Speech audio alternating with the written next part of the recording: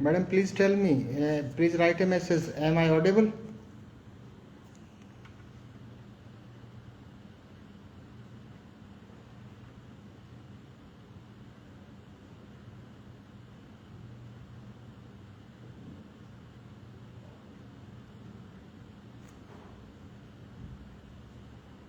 Good evening to all.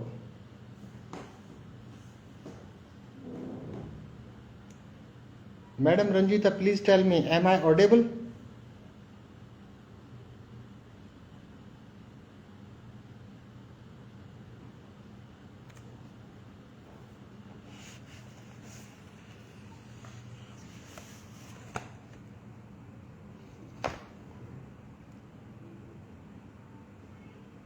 Okay, thank you.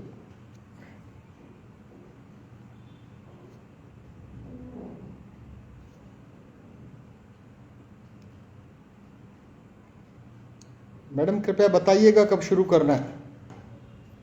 I will start as per your directions.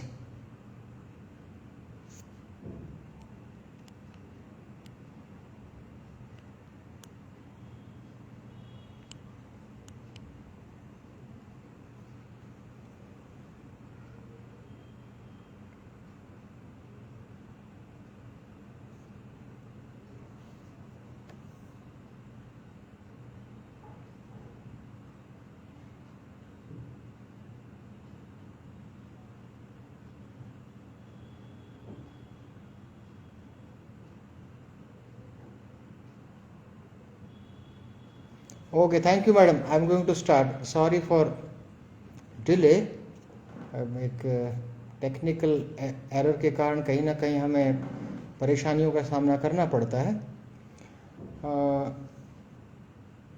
As we all are aware that, हम सबको पता है कि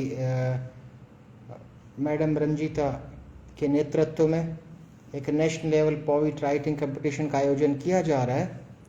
इस आयोजन जिसके तहत यह आयोजन किया जा रहा है वो है जश्न ए क्षितिज. तो at the very outset I would like to express my sincere thanks to madam for providing an opportunity to speak in front of you. I am directed by madam to speak in both the languages, English as well as Hindi. दोनों भाषाओं में बात करेंगे.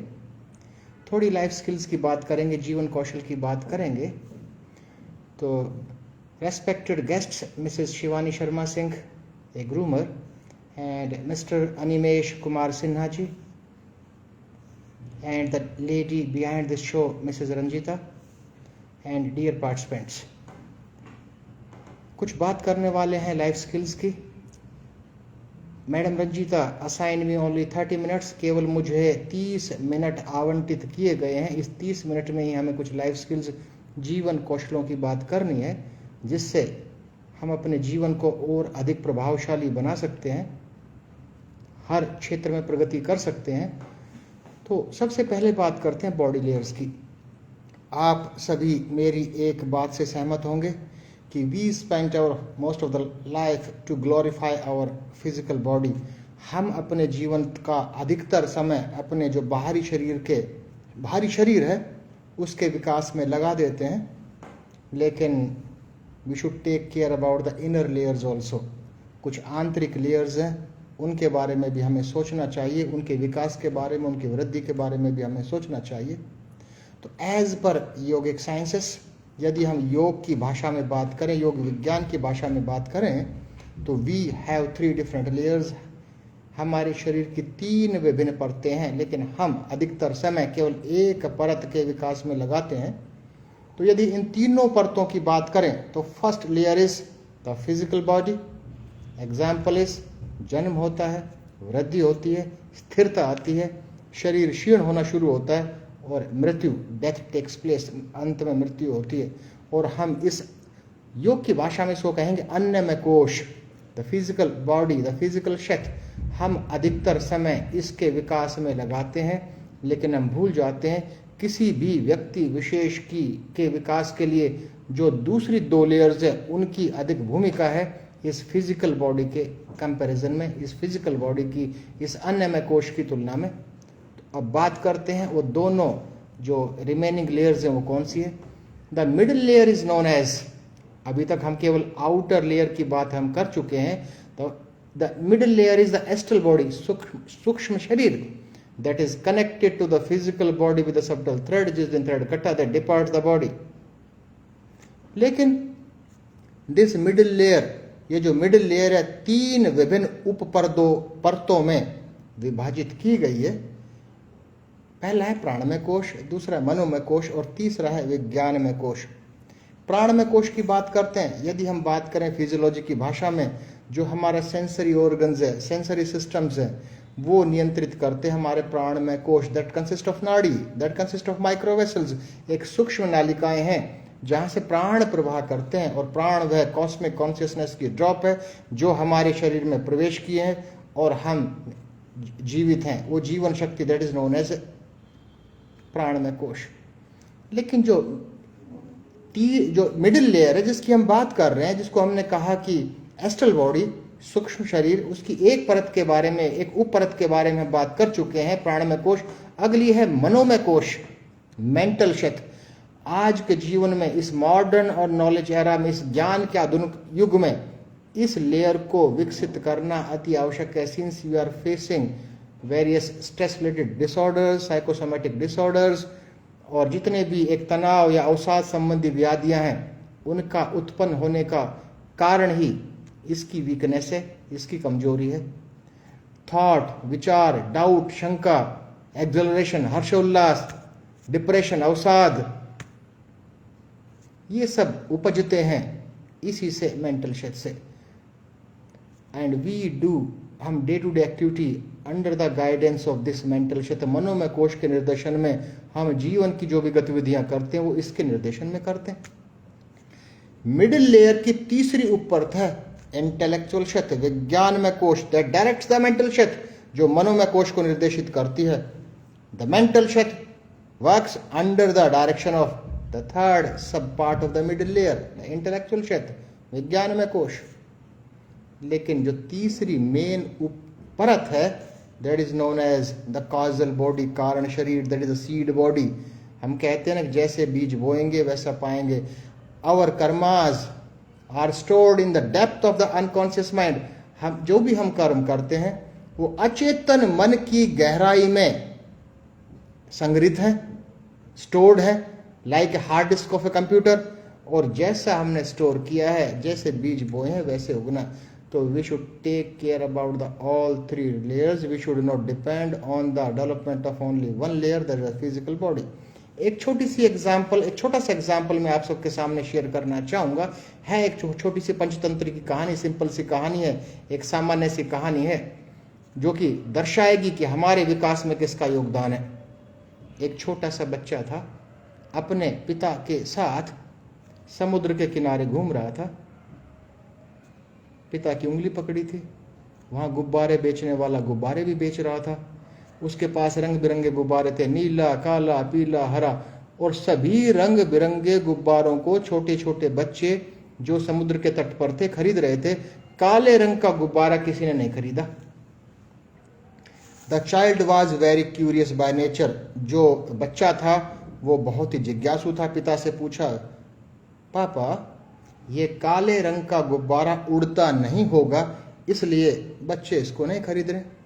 पिता ने बच्चे की उंगली पकड़ी, गुब्बारे वाले के पास गया, गुब्बारा खरीदा, बच्चे के धागा बच्चे के हाथ में दिया, कहा छोड़िए बेटा, गुब्बारा उड़ गया। तो उस बच्चे ने, उस छोटे बच्चे ने जो पिता के साथ था, एक नया लेसन लिया कि इस गुब्बारे के उड़ने में इसकी बाहरी परत का कोई योगदान नहीं है। व्हाट इज इनसाइड दिस, जो इसके अंदर है इसका योगदान है। लेडीज एंड जेंटलमैन, हम सब की प्रगति में भी हमारी आउटर लेयर जिसकी चर्चा हमने की, अन्नमय कोश, उसका योगदान नहीं है। जो मेन योगदान है, that the contribution is of astral body and the causal body, सूक्ष्म शरीर और कारण शरीर। और सूक्ष्म शरीर की 3 उपपरतों की हम बात कर चुके हैं। और ये 3 उपपरतें कौन सी हैं? प्राणमय कोश, मनोमय कोश, विज्ञानमय कोश। यहां मेरा केवल अर्थ यही था कि हमें केवल यही ध्यान नहीं देना चाहिए, अपने फिजिकल बॉडी का ही एक विकास नहीं करना चाहिए, केवल उसके साथ साथ हमें we should take care about the remaining layers also. एक बात, अब दूसरी बात करते हैं सोशल रिलेशंस की। आज के दिन हर व्यक्ति विशेष बहुत ही एक व्यस्त है अपने जीवन में, अपने क्रियाकलापों में व्यस्त है, और सोशल रिलेशन, सामाजिक संबंधों पर हम ध्यान नहीं दे रहे हैं। तो मैं आपसे यदि प्रश्न पूछूं, एक क्वेश्चन पूछूं आपसे कि दो व्यक्ति ऐसे जो बहुत अधिक बोलते हों, क्या उनके बीच दोस्ती हो सकती है? अधिकतर का उत्तर होगा कि दो बहुत अधिक बोलते होंगे, दोस्ती नहीं होगी, तो सुनेगा कौन? दूसरा मेरा प्रश्न कि यदि दो ऐसे व्यक्ति हैं जो बहुत ही कम बोलते हैं, ना के बराबर बोलते हैं, क्या उनके बीच दोस्ती हो सकती है? यहां भी आपका उत्तर होगा कि कम ही संभावना है, बोलेंगे नहीं, दोनों चुपचाप रहेंगे, तो क्या दोस्ती होगी? अच्छी फ्रेंडशिप नहीं होगी। लेकिन यदि मैं कहूं कि एक अधिक बोलता है और एक कम बोलता है, क्या उनके बीच में दोस्ती हो सकती है? तो यस, उनके बीच में एक प्रगाढ़ दोस्ती हो सकती। कारण क्या है? एक फिजिक्स का सिद्धांत है ना, भौतिकी का, opposite poles attract each other. जो अपोजिट पोल्स हैं वो एक सामाजिक दृष्टिकोण से भी हम बात करें तो opposite poles attract each other. अब हम बात करें कि ये है क्या? यदि अगर हमारे रिलेशंस डिपेंड करते हैं हमारे फंडामेंटल बिहेवियर पर, एक मूलभूत व्यवहार पर। यदि हम मनोविज्ञान की भाषा में बात करें तो मनोविज्ञान की भाषा में फंडामेंटल बिहेवियर के 3 ट्रेट्स हैं। 3 ट्रेट कौन कौन से? इंक्लूजन, हिंदी में हम कहेंगे समावेश, हर व्यक्ति समावेश चाहता है। दूसरा कंट्रोल, नियंत्रण, हर व्यक्ति नियंत्रण भी चाहता है। और तीसरा है अफेक्शन, हर व्यक्ति अफेक्शन भी चाहता है, स्नेह भी चाहता है। अगेन आई रिपीट, दोबारा दोहराता हूं, 3 फंडामेंटल बिहेवियर के ट्रेट्स हैं। पहला है इंक्लूजन, समावेश, कंट्रोल, नियंत्रण, अफेक्शन, स्नेह। और ये तीनों ही 2-2 रूपों में पाए जाते हैं, एक्सप्रेस्ड एंड वांटेड, अभिव्यक्त किए गए और अपेक्षित। लेकिन समस्या तो यह है, हम अभिव्यक्त बहुत कम करते हैं लेकिन दूसरे से अपेक्षा बहुत अधिक करते हैं। ये बहुत एक समस्या है जिसके कारण से हमारे आपसी संबंध बहुत अधिक अच्छे नहीं हो पाते हैं। तो बात करते हैं इन तीनों ट्रेट्स की, एक के बाद एक बात करेंगे। इंक्लूजन, कंट्रोल और अफेक्शन की। इंक्लूजन की बात करते हैं, समावेश बात हो चुकी है ना। समावेश कितने रूपों में पाएगा? एक्सप्रेस्ड एंड वांटेड, अभिव्यक्त किया गया, और दूसरे से अपेक्षित। तो मान लीजिए जैसे कि मैडम है, इस प्रोग्राम के सूत्रधार मैडम रंजीता हैं। छोटा सा एक हाइपोथेटिकल एग्जांपल, एक परिकल्पनापूर्ण उदाहरण लेकर चलते हैं। मैडम रंजीता एक अपने ऑफिस में बैठी हैं और उनको चाय पीने जाना है। चाय पीने जाना तो उनके जो साथी थे, सहेलियां, तो उन्होंने पूछा कि मैडम कहाँ जा रही हैं? और उन्होंने कहा बस बस यहीं जा रही हो। चुपचाप गई। परिंदे को भी कनेक्टिविटी में कुछ गड़बड़ था। Am I audible again? तो किसी को पता नहीं चला कहाँ गई थी और चुपचाप चाय पीकर आ गई अपने ऑफिस में। तो इस दशा में, इस परिकल्पना, इस काल्पनिक उदाहरण में, तो मैडम का जो एक्सप्रेस्ड इंक्लूजन है, एक्सप्रेस किया गया इंक्लूजन है 0%। अगर मैडम को चाय पीने जाना है कैंटीन में और पूरा ऑफिस जान गया कि मैडम चाय पीने जा रही है, सबको पता है, इस दशा में उनका एक्सप्रेस्ड इंक्लूजन है 100%। It ranges from 0 to 100%। किसी व्यक्ति का 0% हो सकता है एक्सप्रेस्ड, अभिव्यक्त किया गया समावेश, किसी का 10% हो सकता है, किसी का 30% हो सकता है, किसी का 100% हो सकता है। यदि मैडम की खास मित्र जिनका की वांटेड इंक्लूजन 0% है, तो उनकी पहली एक्टिविटी, जो पहली गतिविधि थी जिसमें कि वो बिना बताए गई थी, वही अच्छा लगेगा। जबकि उनसे छुपाया गया था, तब भी मैडम उनको अच्छी लगेंगी, क्योंकि उनके दिमाग में, उनके मस्तिष्क में विचार उत्पन्न होंगे कि अपने काम से काम रखती हैं। यदि उनका वांटेड इंक्लूजन 100% होगा तो वो ही गतिविधि उनको बुरी लगेगी। और मान लीजिए किसी व्यक्ति विशेष का वांटेड इंक्लूजन 0% है और आप उससे आग्रह कर रहे हैं, मैडम उनसे आग्रह करिए चलिए चाय पिलाऊंगा, उस दशा में भी उनका व्यवहार उनको अच्छा नहीं लगेगा। कि जरूर विचार कैसे उत्पन्न होंगे, जरूर मुझसे कोई लाभ होगा, मुझसे कोई काम निकालना चाह रही होंगी, पता नहीं क्या पिला देंगी, क्या मिलाकर पिला देंगी, हो सकता है इस प्रकार के विचार मस्तिष्क में उत्पन्न हो। तो वही एक्सप्रेस इंक्लूजन, वही अभिव्यक्त की गई अभिव्यक्ति वही अभिव्यक्त किया गया समावेश किसी व्यक्ति विशेष के लिए अच्छा हो सकता है, किसी व्यक्ति विशेष के लिए अच्छा नहीं हो सकता। कितने ट्रेट्स थे? 3। दूसरा ट्रेट है कंट्रोल, नियंत्रण। हर व्यक्ति नियंत्रण चाहता है। मान लीजिए क्लासरूम का एग्जाम्पल लें, क्लासरूम का एग्जाम्पल लेते हैं। छोटा सा कक्षा में एक अध्यापक पढ़ा रहा है। कई अध्यापक आपने देखे होंगे कि वो अध्यापक को पढ़ाने से मतलब है वो बच्चा पीछे मोबाइल देख रहा है, कोई बेंच पे लेट तक जाता है। उस दशा में जो एक्सप्रेस्ड, अभिव्यक्त किया गया नियंत्रण उस अध्यापक का 0%।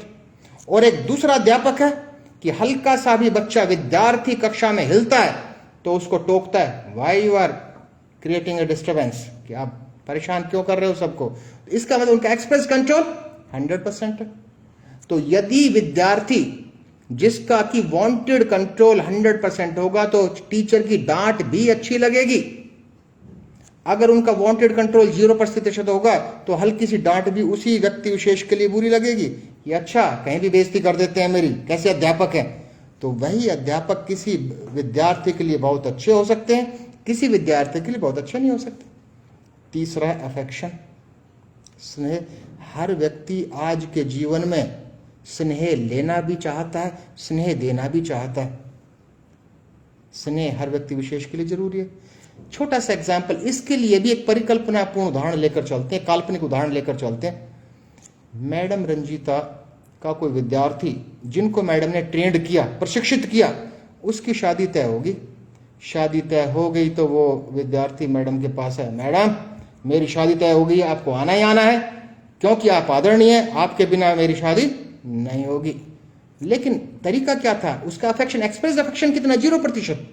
और दूसरी तरफ उसकी शैली, उसकी भाषा हो सकती, madam please you are respected to us, कि हम सबके लिए बहुत आदरणीय है, मेरी शादी फिक्स हुई, आपको आना। यहां पर एक्सप्रेस्ड अफेक्शन कितना है?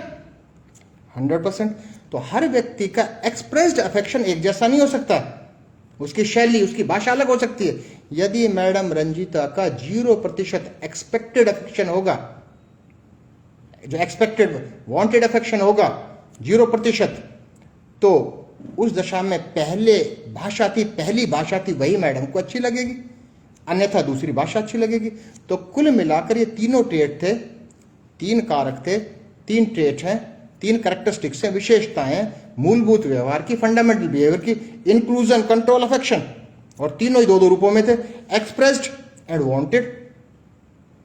तो कुल मिलाकर यह है कि एक सफल संबंध रखने हैं, हर व्यक्ति से अच्छे संबंध रखने हैं, तो उसके लिए एक सिद्धांत को हमें अपने जीवन में अपनाना होगा कि वी हैव टू एडजस्ट, हमें अनुकूलन करना है। We have to adjust our expressed inclusion, expressed control and expressed affection as per the desired affection, control and inclusion of another individual. अनुकूलन करना पड़ेगा, उस अनुकूलन के बीच बिना अच्छे संबंध स्थापित नहीं हो सकते। एक छोटा सा एग्जांपल, एक व्यक्ति ऐसे, मान लीजिए, suppose let us take an example, एक उदाहरण लेते हैं कि 3 व्यक्ति हैं। एक व्यक्ति से तो दोनों के बड़े अच्छे संबंध, लेकिन उन दोनों से के आपस में अच्छे संबंध नहीं है, क्योंकि जिस व्यक्ति के दोनों से अच्छे संबंध है, इसका अर्थ हुआ कि वो एडजस्टमेंट जानता है, अनुकूलन जानता है, वो अपने एक्सप्रेस्ड इंक्लूजन, कंट्रोल, अफेक्शन को दूसरे के अनुरूप ढाल लेता है। तो ये बहुत ही जरूरी है, ध्यान रहे। तो 2 बातें हमने कर ली, बॉडी लेयर्स की हमने बात की, बॉडी लेयर्स के साथ साथ हमने एक फंडामेंटल बिहेवियर की थ्योरी की बात की, सिद्धांत की बात कर ली। अब एक तीसरी बात करते हैं, क्योंकि समय बहुत कम है, मैडम ने मुझे केवल 30 मिनट आवंटित किए हैं, तो प्रयास करेंगे जितने अधिक से अधिक मैं अपने विचार आप सबके समक्ष रख पाऊँ, जिससे कि एक योगदान, मैडम की अपेक्षा अनुसार मैं अपना योगदान आप सबको दे पाऊँ, जिस भी रूप में, एक in the form of A life skills, एक जीवन कौशल के रूप में। तो तीसरी बात करते हैं स्पिरिचुअल पावर्स की। हम सब आध्यात्मिक शक्ति को लेकर पैदा हुए हैं, ये भी योग की मान्यता है। Only we have to activate that spiritual power. अब जिनको कहा गया है अष्ट शक्ति, 8 शक्तियां, और वो 8 शक्ति जिसने विकसित कर ली, तो वही एक बहुत अधिक सफल इंसान है आज के इस मॉडर्न और नॉलेज एरा में, आज के इस ज्ञान के आधुनिक युग में। अब प्रश्न उठा कि ये अष्ट शक्ति कौन कौन सी हैं? ये अष्ट शक्ति कौन सी? पहली है power to distinguish and discriminate, भेद और पृथक करने की शक्ति कि क्या सही है क्या गलत है। हो सकता है कि वो सही है उसको हम गलत समझते हो, जो गलत है उसको हम सही समझते हो। भेद और पृथक करने की शक्ति हर व्यक्ति विशेष में होनी चाहिए। Power to distinguish and discriminate हमें विकसित करनी है। और दूसरी है power of a good judgement, जो अष्ट शक्ति है। अष्ट मीन्स, संस्कृत का शब्द अष्ट मीन्स 8 शक्तियां। ये 8 शक्ति जिसने विकसित कर ली वो एक सफल इंसान। दूसरी है पावर ऑफ गुड जजमेंट, अच्छा निर्णय लेने की शक्ति। एक ऐसा व्यक्ति है जो अपने निर्णय सभी बहुत अच्छे लेता है, एक ऐसा निर्णय है जो अपने एक अच्छे निर्णय नहीं ले पाता। तो एक हमें अच्छा निर्णय लेने की शक्ति को विकसित करना होगा। We have to develop the power to take a good judgement. तीसरी है power to withdraw our senses, अपनी इंद्रियों को समेटने की शक्ति।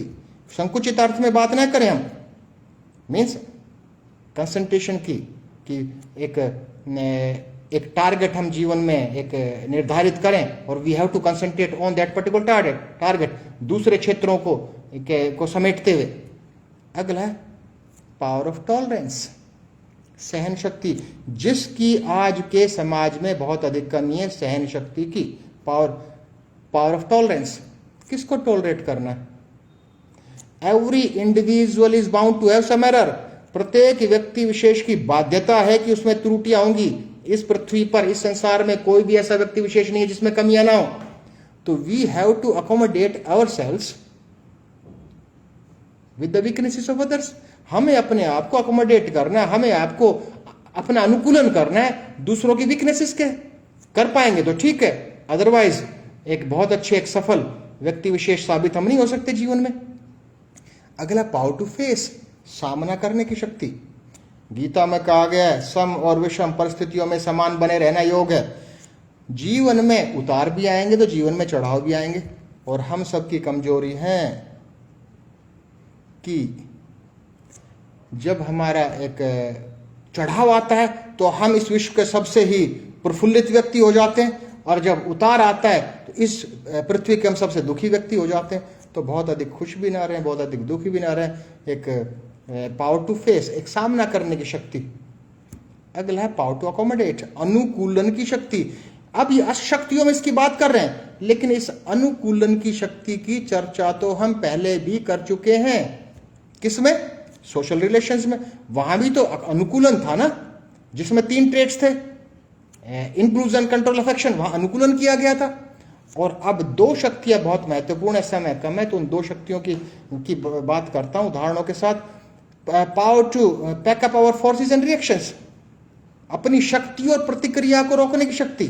यहां पर वो न्यूटन का लॉ काम नहीं चलेगा, न्यूटन के नियम काम नहीं देगा, भौतिकी का नियम काम नहीं देगा।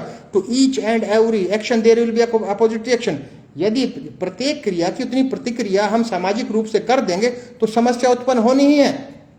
तो हम अपनी शक्ति को समेटें और प्रतिक्रिया न दें, कोशिश करें। और अंत में है एक और पावर ऑफ कोऑपरेशन, सहयोग की शक्ति। सहयोग की शक्ति तो बहुत बड़े बड़े कार्य कर देती है।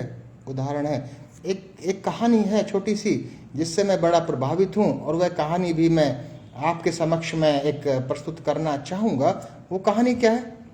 हम सब बचपन से कहानियाँ अपने पेरेंट्स से, अपने माता पिता से सुनते आए हैं ना। The story of the rabbit and tortoise, खरगोश और कछुए की कहानी। जीता कौन? कछुआ जीत गया। क्यों जीता था? Due to over confidence. Rabbit taken the कछुआ क्यों जीता? Rabbit taken the things granted, कि ये रेंगने वाला मुझे क्या हराएगा। तो वो एक थीम स्थापित हुआ, slow and steady wins the race. धीरे और स्थिर चलने वाला हमेशा जीतता है, नहीं जीतता। ये पुरानी बाबा आदम के जमाने की बात है। आज के हम उस युग में रह रहे हैं। धीरे और स्थिर चलने वाला नहीं जीतता। कहानी खत्म नहीं हुई। कौन हारा था? खरगोश। खरगोश ने चैलेंज किया, gentleman there will be one more race, एक दौड़ और होगी। वो तैयार हो गया हो। अब और कॉन्फिडेंस किसको आ गया? कछुए को। और अपनी जो कमियां थी खरगोश ने दूर की, और रास्ते में सोया नहीं, और दूसरी दौड़ को वो जीत गया। तो एक पुराना थीम था slow and steady wins the race, उसका स्थान लिया fast and consistent always beat slow and steady. तेज और स्थिर हमेशा धीरे और स्थिर को हराएगा। तो आज के दिन स्लो एंड स्टडी का जमाना नहीं है, फास्ट एंड कॉन्सिस्टेंट का जमाना है, फास्ट एंड कॉन्सिस्टेंट। तीसरा क्या है, कहानियां खत्म नहीं हुई, कहानी आगे बढ़ी। मैडम कह रही है कि मेरा एग्जाम्पल, हाँ मैडम एग्जाम्पल तो ये कहानियां तो ऐसी हैं कि सार्वभौमिक यूनिवर्सल स्टोरीज हैं ये। तो दूसरी दौड़ में कौन जीत गया? दूसरी दौड़ में जीत गया खरगोश और नया थीम स्थापित हुआ। अब इंसल्ट हुई किसकी? कछुए की। कछुए ने कहा gentleman there will be third race, तीसरी दौड़ भी होगी। तैयार हो गया खरगोश, लेकिन शर्त लगा दी खरगोश ने, कछुए ने, the route will be according to me, route मेरे अनुरूप हो। और रास्ते में पानी, एक नदी पड़ती थी, तो नदी पड़ती थी तो रास्ते पानी पर तैर कर जल्दी से कछुआ पहुंच गया, खरगोश को पुल पार करके आना पड़ा। तो उस दशा में नया थीम स्थापित हुआ। जो पुराने दो थीम थे slow and steady wins the race और fast and consistent always beat slow and steady, इन दोनों का स्थान लिया always identify your core competencies then change the play field that suits your core competencies. पहले अपनी आंतरिक क्षमताओं को पहचानो, उनके अनुरूप अपने प्रतियोगिता के स्थल का चयन करो, प्रतियोगिता के क्षेत्र का चयन करो। Every individual is born with some core competencies, प्रत्येक व्यक्ति विशेष आंतरिक क्षमताओं के साथ पैदा हुआ है, तो हमें उन आंतरिक क्षमताओं को पहचानना। लेकिन हम तो अशक्ति में से एक शक्ति की बात कर रहे थे, पावर ऑफ कोऑपरेशन। तो अब चौथी दौड़ होगी, तीसरी दौड़ में कौन हार गया? खरगोश फिर हार गया। तो अब खरगोश ने कहा gentleman there will be one more race, एक दौड़ और होगी। दोनों ने चर्चा की, you have a core competency, आपके अंदर आंतरिक क्षमता है। खरगोश ने कहा कछुए से, आपके अंदर आंतरिक क्षमता है, आप पानी में तेज चलते हो। मेरे अंदर एक आंतरिक क्षमता है कि मैं सरफेस पर तेज चलता हूं। तो हमारा उद्देश्य हमें स्वयं के प्रदर्शन से अच्छा करना है, हम एक दूसरे को हराने की क्यों बात करें। उन्होंने कहा कि पानी में मैं आपकी पीठ पर बैठता हूं, आप मेरे एक सरफेस पर आप मेरे ऊपर बैठिए। तो both covered the same route, जो कि तीसरी स्टोरी में था, better than their previous performance. जो तीसरे जो रूट था, अपने स्वयं के प्रदर्शन से दोनों ने ही बहुत अच्छा किया। तो एक नया थीम स्थापित हुआ कि it is good to be individually brilliant and have strong core competencies. अच्छी बात है व्यक्तिगत रूप से आप बड़े दिग्गज, प्रगाढ़ विद्वान दिग्गज हो, पर कोऑपरेशन के साथ, सहयोग के साथ, सहयोग की शक्ति के साथ आप हमेशा अपने स्वयं के प्रदर्शन से अच्छा करेंगे। मैडम रंजीता ने कहा कि सर ये मेरी कहानी है, तो इस कहानी को एक छोटी सी बात 5-6 मिनट में थोड़ी और बात करूंगा, क्योंकि समय तो पहले से आवंटित है। तो मैं थोड़ी साइकोलॉजिकल लॉज ऑफ पावर की बात करूंगा, जो शक्ति के जो मनोवैज्ञानिक नियम है उनकी बात करूंगा। और ये नियम हमें दिए हैं रॉबर्ट ग्रीन ने एक बुक, एक लिटरेचर हमें दिया है, the psychological laws of power. इनमें से कुछ साइकोलॉजिकल लॉज की बात मैं करता हूं जो हमारे जीवन में अत्यंत उपयोगी है। उन साइकोलॉजिकल लॉज की बात करूंगा, मनोवैज्ञानिक नियमों की बात करूंगा जो हमें अपने जीवन में अपनाने चाहिए। यहां पावर का अर्थ कोई चेयर से नहीं है कि कुर्सी पर बैठकर एक हुक्म चलाना ही पावर नहीं है। वो पावर का अर्थ नहीं है हथियार चलाकर हम कुछ करवाएं, ऐसा नहीं है। पावर का यहाँ अर्थ है, पावर मीन्स कि किसी को इन्फ्लुएंस करके अपना कार्य करवा पाए, या किसी को, पावर वह भी है किसी को डराकर हम अपना काम करवा पाए। तो अब ये इन सभी साइकोलॉजिकल लॉज ऑफ पावर की, यानी कि जो शक्ति के सभी एक मनोवैज्ञानिक नियमों की चर्चा करना संभव नहीं है, उनमें से कुछ की बात करता हूं। तो पहला है एक जो सबसे महत्वपूर्ण है, हम सबको we should keep in the entirety of our mind, हम अपने चित्त में बैठा लें कि यस हमें इस साइकोलॉजिकल पावर को विकसित करना है। वो है स्टैंड अबाउट द क्राउड, भीड़ से अलग दिखें, यानी कि उसी की कद्र है इस समाज में जो दूसरों से एक बिल्कुल अलग करे। एक कहावत है ना, देसी कहावत, कि जंगल में मोर नाचा किसने देखा। आपने अलग थलग कर दिया, आपने अपने को पब्लिसाइज नहीं किया। हमें अपने जीवन में चेंजेस लाने चाहिए परिवर्तन लाने चाहिए। जो भी काम किया है उसको डिस्कस करें, उनको गिनवाना चाहिए, उसको जाहिर करना चाहिए। अगली बात है कंसील योर इंटेंशंस। अपने इरादों को छुपा कर रखिए। आज के दिन वो बहुत ही वो व्यक्ति विशेष सफल नहीं हो सकता जो अपने इरादों को हमेशा जाहिर कर दे। अपने छोटा सा एग्जाम्पल है कि भी अभी जैसे ब्रिटिश हम पर लगभग 200 साल राज कर गए, आए थे व्यापार करने। अगर ब्रिटिश जो आए थे, यदि उन्होंने उस समय जाहिर कर दिया होता कि भाई हमारा उद्देश्य व्यापार करना है, धीरे धीरे धीरे धीरे हमें तो राज करना है, तो क्या राज कर पाते? उन्होंने हाइड किया, किसको कंसील किया, किसको? अपने इंटेंशंस को, अपने इरादों को जाहिर नहीं होने दिया। तो जिस व्यक्ति विशेष को सफल होना है तो वी शुड टेक केयर कि कंसील योर इंटेंशंस। अपने इरादों को भी सामने मत लाइए, जाहिर मत होने दीजिए जब तक कि अपने उद्देश्यों की प्राप्ति न कर लें। दूसरा, mind your words. Always say less than the necessary. जितना चाहिए उससे भी कम बोलने का प्रयास करना चाहिए। एक एग्जाम्पल मुझे अच्छा लगा था। 1885 में जार निकोलस, एक रशिया का एक तानाशाह था। तो तानाशाह था तो एक विद्रोह भड़का। जो विद्रोहियों का जो नेता था वो नेता को पकड़ा। तो ये जो 1825 में जार निकोलस ने क्या किया, उसको फांसी पर चढ़वा दिया। रशिया की बात है। तो फांसी पर चढ़वा दिया तो जिस रस्सी से फांसी पर लटकाया जा रहा था वो रस्सी टूट गई। तो जो विद्रोहियों का नेता था वो और उस समय ऐसी मान्यता थी कि रस्सी टूट गई है तो उस व्यक्ति को माफी मिलती थी, क्योंकि मानते थे कि उस परमात्मा की इच्छा नहीं थी, इसको मौत की सजा तो मान लिया जाता था। लेकिन जो विद्रोहियों का नेता था, रस्सी टूटने के कारण नीचे गिर गया था फांसी, लेकिन वो एकदम चिल्लाया और भागा, देखियो रशिया कितना बैकवर्ड हो गया है, एक फांसी के लिए एक अच्छी रस्सी तक नहीं बना पाया अब तक। तो तानाशाह को, जार निकोलस को गुस्सा आया, दोबारा से चढ़ा दिया और वो मृत्युदंड दूसरी रस्सी से उसको फांसी पर चढ़ा दिया गया। अगर वो उस छोटा सा एक एग्जाम्पल है, अगर वो वहां चुप रह जाता तो उस समय वो अपनी जान बचा सकता था। एक एग्जाम्पल है। अगला है action speaks louder than your arguments. Action से जीतो, आर्ग्यूमेंट से नहीं। हम किसी व्यक्ति को विशेष को जीतना चाहें, उसके सामने कुछ हम सिद्ध करना चाहें तो आर्ग्यूमेंट से नहीं कर सकते। हम आप एक्शन कीजिए, एक्शंस के साथ अपने आप को एक्सप्रेस कीजिए। टॉक अबाउट, अगला है talk about mutual interest not emotions. समाज का अधिकतर तबका सेल्फिश है, तो इमोशंस की बात नहीं करें, म्यूचुअल इंटरेस्ट की बात करें।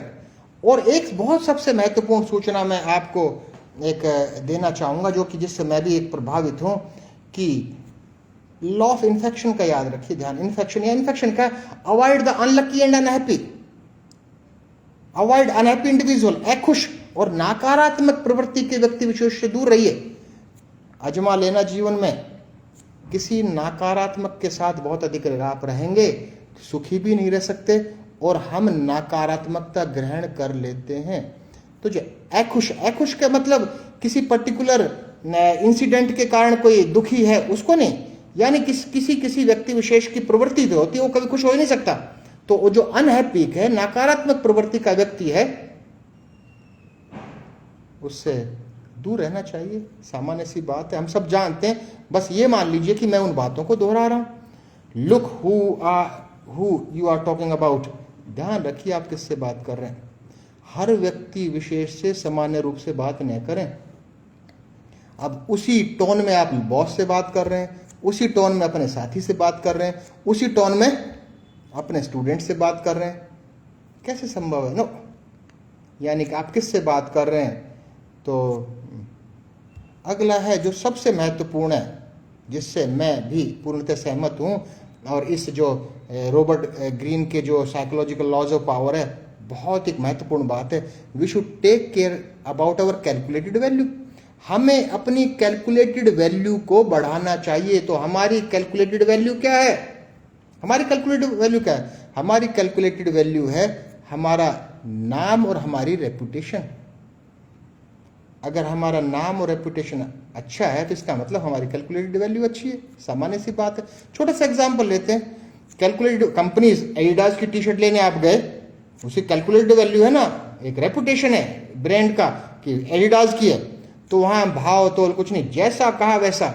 और हम 200-400 रुपए की एक टी शर्ट लेने जाते हैं तो वहां मोल भाव करने लगते हैं। वहां तो एडिडास में तो नहीं किया हमने, क्योंकि वो जो एक लोकल टी शर्ट थी वहां ना उसकी रेपुटेशन है, ना उसका नाम है, ना फेम है, कुछ भी नहीं है। वहां एडिडास की एक रेपुटेशन है, उसकी कैलकुलेटेड वैल्यू है, वहां हम आर्ग्यूमेंट ही नहीं करते। तो हमें कुल मिलाकर एक हाइपोथेटिकल एग्जाम्पल है, एक परिकल्पनापूर्ण उदाहरण है, तो हमें वी शुड एक इम्प्रूव अवर कैलकुलेटेड वैल्यू, हमें अपनी कैलकुलेटेड वैल्यू मीन्स नेम और रेपुटेशन को बढ़ाना चाहिए। और एक जो रॉबर्ट ग्रीन के एक लॉ की और मैं बात करूंगा, be royal in your own fashion, खुद में, यानी कि खुद को वैसा ट्रीट करो जैसा आप लोगों से चाहते हो कि लोग जैसा आपको ट्रीट करें। किसी के कारण अपने एक शैली में परिवर्तन मत कीजिए, नहीं करना चाहिए हमें। We should be royal in our own fashion, तो we should not take care of the interest of other individuals.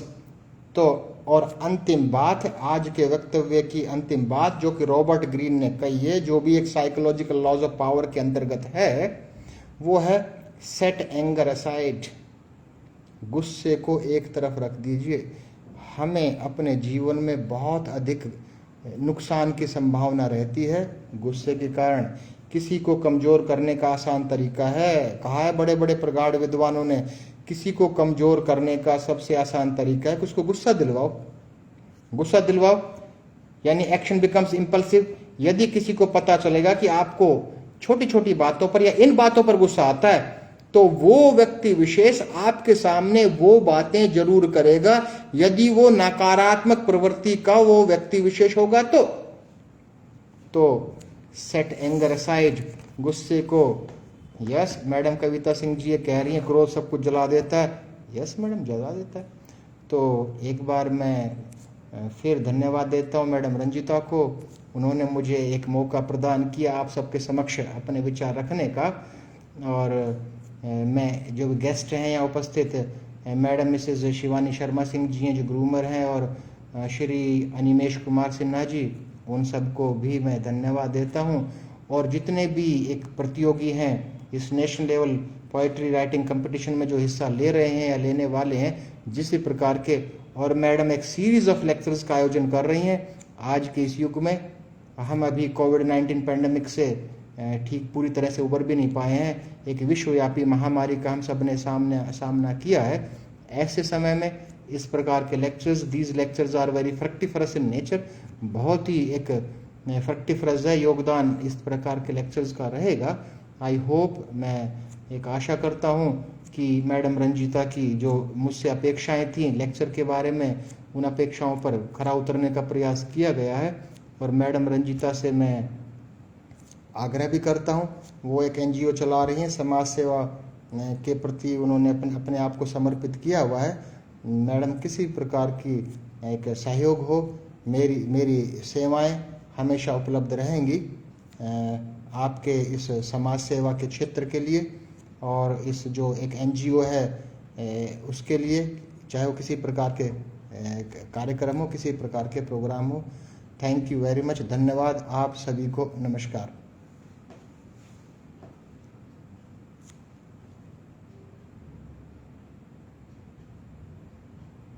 Madam Ranjita इजाजत है ना, मैं छोड़ सकता हूं ना?